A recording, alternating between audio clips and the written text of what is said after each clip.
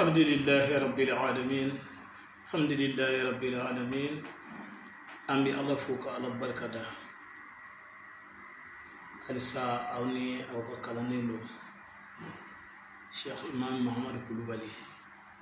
ألبي الله بشجع أن كنا ديننا أو بلا جل ما الله كهونا هو أم بدي إسلام ألسا أني مونفو أمي سكو كلنا كمونون تجور سرني سند adama denti ke fuyi ni sabauti sababu fana de jena tige wa mama go fana teglani sabute o sababu la telma e dumay ana sababu nyuma e dumay ne bade min bado ani min dado adama dinga sabu yi bangi doni adama dinga bangi do fawni baw olu beje ani beno ko onu dugu chogoro ni alimamu beje ka minke ani yere ka jonfuru la tay miyi la walla fana ni den wujigina yoromna doni bo be faranyanga o ba ka ko nyini o ro ni bela jelina ka don mbade ne dilla kan foyi ka ko wa misekala ko firauna kan naliko ka fo ko ika fanga bina chen ma deno bina na firauna abi ka fanga chen ma mi ya fo firauna illa jili kala onde ha fo ay o to ma fo fanga do ka fo ko adama de nga fembe be anna do ne bulu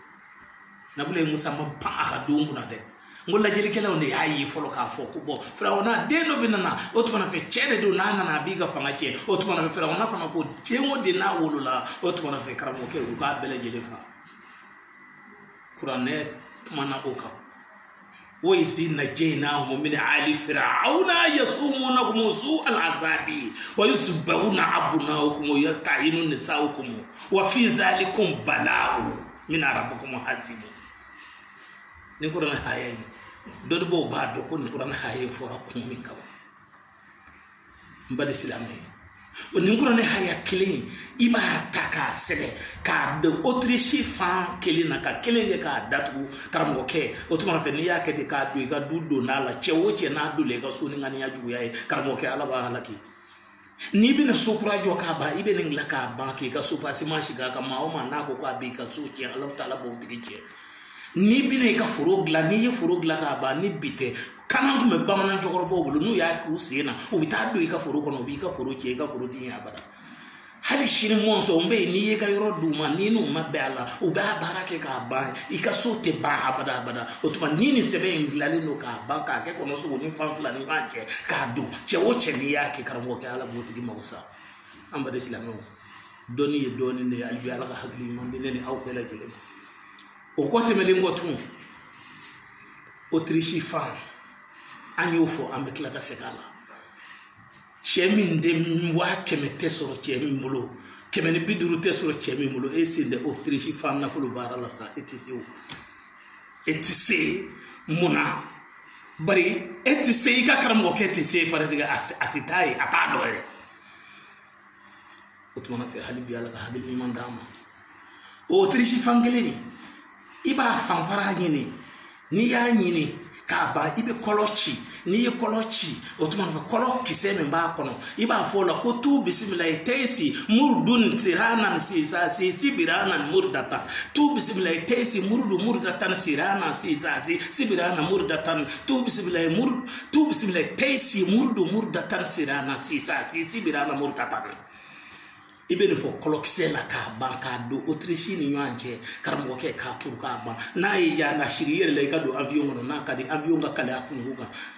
kala tisha na yija do mobile ko mobile ka kala ku ni ga kala tisha na yija ake ka sotra mana abe marché na yija ke ka do ga bitigi ko atibi na yija ke ka do ga firike rola abi tanye na yaje adla ka ba ma fo na ka blay ka pour fiye ko no wali ka blay ka warim na yoro ka warti tien mbadi islamu ni be autriche na fado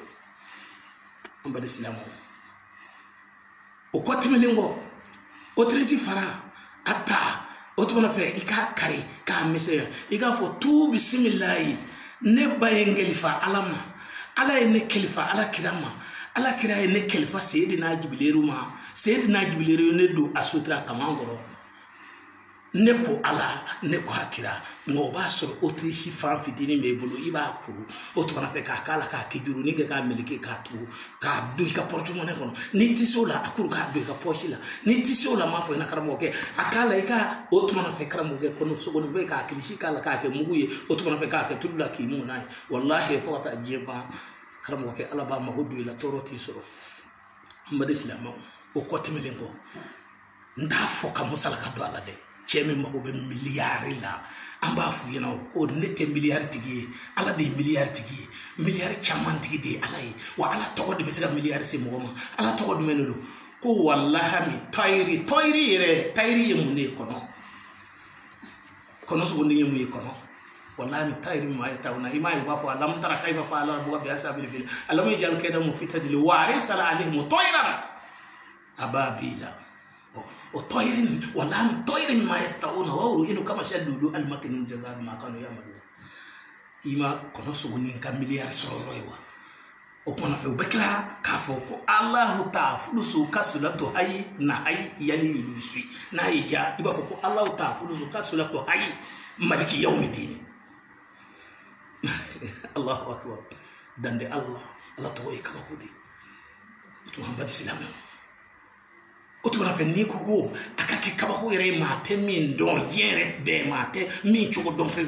na folo sira tege be ibe klaka fodo iba foko ahaji talla fasakuha amuza nasu kabudata aishu Allahu kam salahazi shakabisu sama Allahu fadjamiti yati la yakitafu baka sama Allahu Muhammadu yofa Allahu hayu kayumu akilazu jamu lakazu zamuka yailu zamuka teshu akilazu jamu lakazu mufu kailu jamuka teshu silamo ay kuleze kaw nyininga silamo ay jene kaw nyininga silamo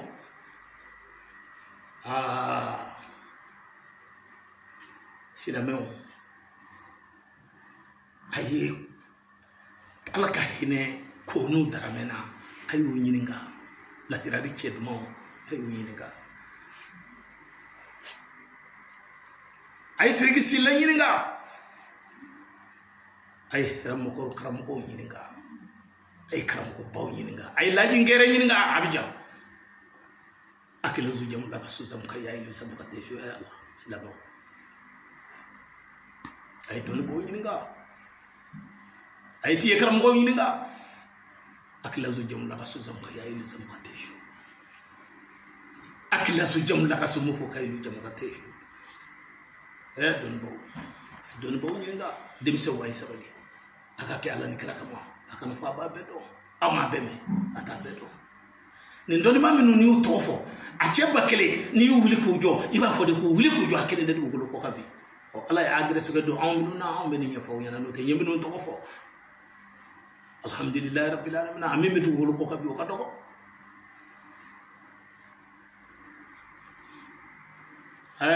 silama wala akilazu jamu la kasu jamu ka yailu zamu ka teshu Allah ay neka cheku baba drame yininga pa ka o ka bilibili ay yininga abe chiya kaso nga akan no na blaw be minu benu no kalama katime bela gelenga no Sheikh Muniru silamo ma kelinda be dosa ay kanga shegu ba kam ko yininga ay mamaru linyinga kamale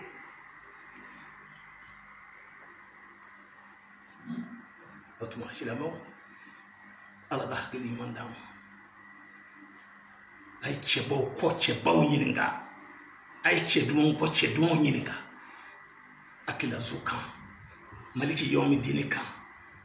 otuma silamo faida kilindi tof le bela gelemo ya mugsal hulu teji shasha musa wa dudu wa qala niswati fil madinati imratul aziz turadu an nafsihi kad shaghafaha uba ay faida fleni ma fo kono sugoni fana Autriche fana ni sere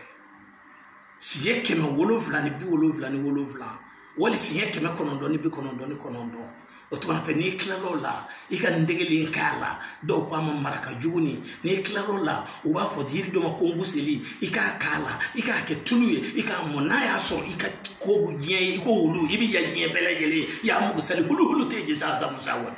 wadudu kolo yan filɛ nin ye mɔriw aw kulo b'a la wa salamu aleykum wa rahmatulahi n balimaw aw kana ɲinɛ wolodenw kɔ ni de y'a bɛɛ lajɛlen anw de bɛ o kɛ mɔgɔw ye 3,000 Mali kɔ ani Mali kɔ kan o tuma ala ka hɛrɛ kɛ ne ni aw bɛɛ lajɛlen ye maa bange don o de y'i ka ko bɛɛ ye salamu aleykum wa rahmatulahi taala wa barakatu baro duman minnu bɛ ani kuma duman minnu bɛ ani koba minnu bɛ n'a dɔn o banna dugukolo kɔ o y'a bannen ye sɔn a bɛɛ lajɛlen ka ban a y'a mako don maakɔrɔbaw la karamɔgɔkɛ n ye minnu ko fɔ belebelew ka belebelew don nka ala b'a dɔn ala kira b'a dɔn ne n'u caman tɛ so tun u ye fɛn fitinin min to an bolo an bɛ ka kuma n'o de ye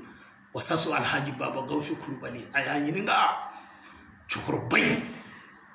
san 40 ni san 9 alimami yala cɛkɔrɔba min ma bɔ a ka da fɛ ni maganta tɛ o cɛkɔrɔba in ale ka kɛwale n'a ka fɔ ko n t'o don nka kow la dɛ nka n b'a fɔ k'a barikada bari a ye bayi yira n na n b'a fɔ k'a barikada bari a ye gundo yira n na n b'a fɔ k'a barikada san 80 san 90 in a ka balo kɔnɔna na a ye fɛn min yira n na n b'a fɔ k'a barikada o kan a n'a jɛɲɔgɔn sɛbɛw bɛɛ lajɛlen ka foli bila ka taa fɔ siɲana madu n fa teri tun don cɛbaw tɛmɛna ka foli bila ka taa sorokɔrɔ abu cɛbaw tɛmɛna tamani aba cɛbaw tɛmɛna o tuma hali bi ala ka sababu ɲuman k'a ye wasalamu aleykum wa rahmatulahi taala wa barakatuh